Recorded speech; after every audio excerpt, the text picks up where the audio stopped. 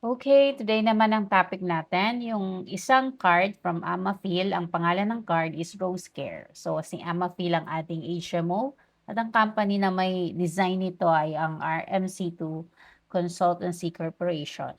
So, sa mga naghahanap ng monthly payment na health card, yun nga, kasi monthly payment para daw hindi mabigat, meron po tayong card, ang pangalan niya ay Rose Care. No need for credit cards to avail po yung installment natin. Pwede siyang monthly, quarterly, tsaka annually. So basically, we have five types actually five options of MBL from 50,000 to 350,000 MBL. Kagaya ng ipinaliwanag natin dati, 'pag sinabi mong MBL, ang ibig sabihin nito is maximum benefit limit o ito yung maximum, limit natin para sa isang sakit. So, per illness po ito 'no. So, for example, ang napili niyo po ay yung 50,000 MBL. So, it means that, pagka nagkasakit ka, for example, ng dengue, up to 50K po ang ating pong benefit. And then after several months, kung nagkasakit ka naman at ang sakit mo ay, for example, pneumonia, then another 50K po, no? So nagre-reset po yung ating MBL once na nag-iba yung sakit, as long as included po doon sa sakit or illness na kino-cover ng card.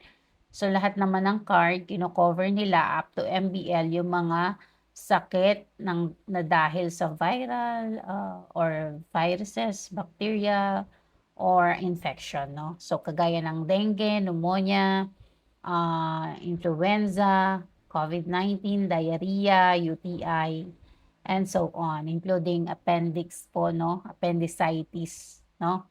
So, meron tayo ditong 50K MBL to 350K MBL. At nag-i-start ang ating per month from 950 pesos per month po, no? So, ano ang mga included nito? Makikita nyo doon sa benefits dito, itong benefits na to. Meron siyang outpatient care, ibig sabihin kasama dyan yung check-up, laboratories, no? Inpatient services, meaning pag na-confine, so lahat yung mga gagamitin sa confinement. We have the rooms, of course. Ang room natin dito is regular private lang, no? And then yung mga dressing, mga doctor's fee, mga professional fee, tsaka yung mga iba pang ginagamit natin na kit during confinement. Covered po yan. So, ang ating coverage is up to MBL, kung ano yung napili nating MBL. Emergency care, alam niyo naman po yan, no? Yung sa ER, yung mga life-threatening situation po, no? And then sa preventive care, yung APE natin, ang meron lang po niyan yung ating pong signature sa prestige. Yung dalawang malaking MBL, yung 250,000 MBL at saka 350,000 MBL. So, pre-existing conditions after 6 months po ang covered nito, no? And then up to 50% lang po ng ating MBL. So, hindi siya yung full talaga, no? 50% muna siya para sa ating mga pre-existing conditions. And doon naman sa ating mga dreaded pre-existing conditions, ibig sabihin yung mga malalang sakit gaya ng diabetes, cancer, any cancer form, mga CKD, mga Alzheimer's, ganyan.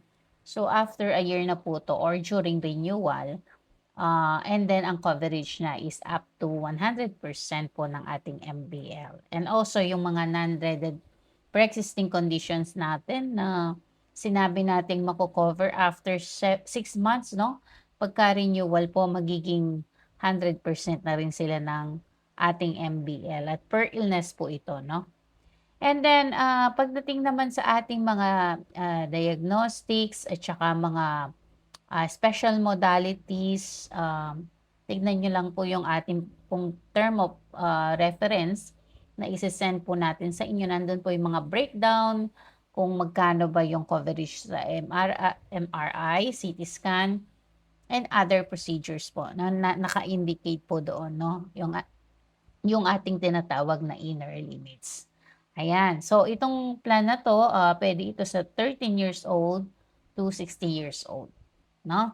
So kung, meron din tayong, additional na one-time payment na 750 para sa ating enrollment fee, kasama na yung ating physical card at delivery. One-time payment lang po yun.